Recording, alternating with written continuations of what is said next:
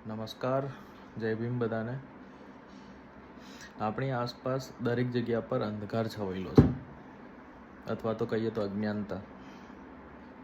તમે બ્રહ્માંડની વાત કરીએ આપણે તો તારા એકબીજાથી લાખો કરોડો કિલોમીટર દૂર છે.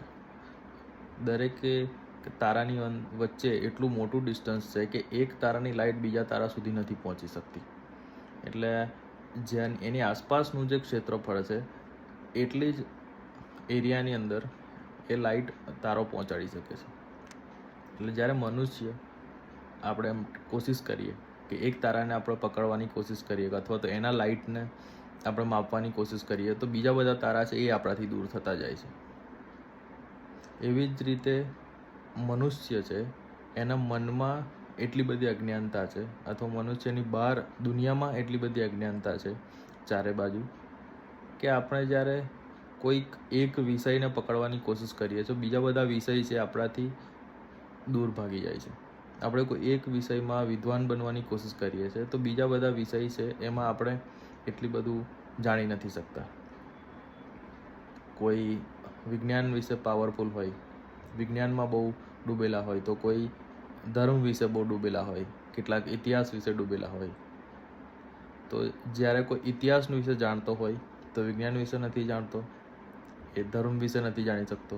કોઈ ધર્મમાં બહુ ડૂબેલા હોય તો એ વિજ્ઞાન વિશે નથી જાણી શકતો, ઇતિહાસ વિશે નથી જાણી શકતો. એનો અર્થ કે જે ચારે બાજુ એટલા બધા વિષય છે, હજારો વિષય છે. આપણે દૂર ઊભા જેમ અહીંયા પૃથ્વી પર બેઠા હોય અને ઉપર આકાશમાં લાખો તારાઓ છે, એને આપણે દૂરથી ખાલી જોઈ શકીએ છીએ, એને અનુભવી નહીં શકતા. એમ મનુષ્યનું પણ છે. જ્યારે આપણે એક વિષય પાછળ ભાગીએ છીએ ત્યારે બીજા વિષયો, બીજી બધા બાબતોમાંથી આપણે એનું નોલેજ નથી લઈ શકતા. અને એના કારણે અજ્ઞાનતા મનુષ્યના દિમાગમાં ઘણી બધી છે. એ અજ્ઞાનતાનો ઉપયોગ કેટલાક લોકો બહુ સારી રીતે કરવાનું જાણે છે. જેમ કે ધર્મના ઠેકેદારો હોય, એ ધર્મનું વિશે એ લોકોને વધારે અજ્ઞાનતા ફેલાઈ શકશે એમની સામે, કે જે લોકોને ધર્મ વિશે કોઈ જ્ઞાન નથી, અથવા તો જેમને વિજ્ઞાનનું જ્ઞાન નથી એવું કહી શકીએ આપણે, જેમને ઇતિહાસનું જ્ઞાન નથી, એમને ધર્મનું બહુ સારી રીતે એ લોકો ખોટા ઉઠા ભણાવી શકશે. બની શકે કેટલીક વાર વિજ્ઞાનના જે બહુ જ પાવરધા હોય, એ વિજ્ઞાનના પાવરધા વૈજ્ઞાનિક પણ કેટલીક વાર ધર્મને સમજી નથી શકતા, કારણ કે એમને એ વિજ્ઞાન પાછળ જ ખાલી